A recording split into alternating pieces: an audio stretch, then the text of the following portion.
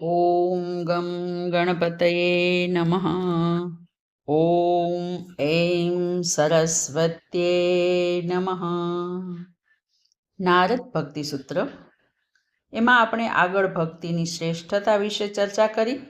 હવે આ ભક્તિ પ્રાપ્ત કરવાના સાધન વિશે ચર્ચા કરતા નારદજી 28મા સૂત્રમાં કહે છે, તસ્યાહ જ્ઞાનમેવ સાધનમ ઇતિ એકે. તસ્યા એટલે તેનું, તેનું એટલે કે ભક્તિનું, જ્ઞાનમ એટલે જ્ઞાન, એવ એટલે એક જ, સાધનમ સાધન, ઇતિ આમ, એકે એટલે કોઈ એક આચાર્ય. તેનું એટલે કે ભક્તિનું સાધન જ્ઞાન છે એમ કોઈ આચાર્યનો મત છે.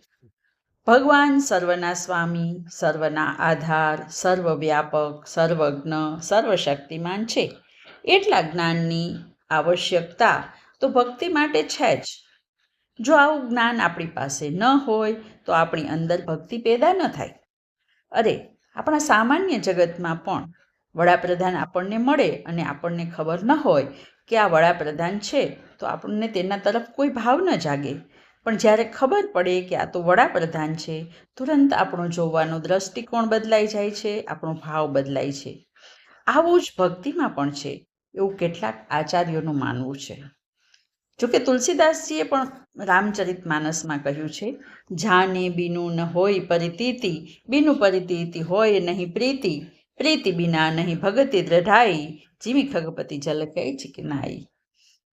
પરંતુ બીજા કેટલાક આચાર્યો આ વાત સાથે સંપૂર્ણ સહમત નથી.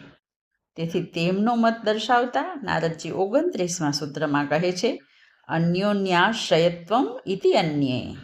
અન્યોન્યાશ્રયત્વમ એટલે પરસ્પર આધારરૂપ, ઇતિ એટલે એમ, અન્ય એટલે બીજા. બીજા આચાર્યોના મતે ભક્તિ અને જ્ઞાન પરસ્પર આધારરૂપ છે. કેટલાક આચાર્યો એવું માને છે કે જ્ઞાન વિના ભક્તિ સંભવી ન શકે અને ભક્તિ વિના યથાર્થ જ્ઞાનની પ્રાપ્તિ ન થાય. એટલે કે બંને પરસ્પર આધારરૂપ છે. ભક્તિ જ્ઞાન પર અને જ્ઞાન ભક્તિ પર નિર્ભર છે. ભગવદ્ ગીતામાં એક જગ્યાએ કહ્યું છે, શ્રદ્ધાવાન લભતે જ્ઞાનમ તત્પરઃ સંયતેન્દ્રિય જ્ઞાનમ લબ્ધ્વા પરામ શાંતિ અચિરેણાધિગચ્છતિ. એટલે કે જીતેન્દ્રિય અને શ્રદ્ધાવાન પુરુષ જ્ઞાન પ્રાપ્ત કરે છે અને જ્ઞાન પ્રાપ્ત થતાં જ પરમ શાંતિ મેળવે છે. તો વળી બીજી જગ્યાએ કહ્યું છે, તેષામ સતતયુક્તાનામ ભજતામ પ્રીતિપૂર્વકમ દદામિ બુદ્ધિયોગમ તમ યેન મામ ઉપયાન્તિ તે. નિરંતર મારા ધ્યાનમાં લાગી રહેલા અને પ્રેમપૂર્વક મારું ભજન કરનાર ભક્તોનો હું તત્વજ્ઞાન રૂપ યોગ પ્રદાન કરું છું, જેનાથી તે મને પ્રાપ્ત થાય છે. આમ આચાર્યનો મત દર્શાવ્યા બાદ નારદજી પોતાનો મત દર્શાવતા 30મા સૂત્રમાં કહે છે, સ્વયં ફલરૂપત ઇતિ બ્રહ્મકુમારઃ. સ્વયં એટલે પોતે, ફલરૂપત એટલે ફળ સ્વરૂપ, ઇતિ એટલે એમ, બ્રહ્મકુમારઃ એટલે બ્રહ્માના પુત્ર નારદ.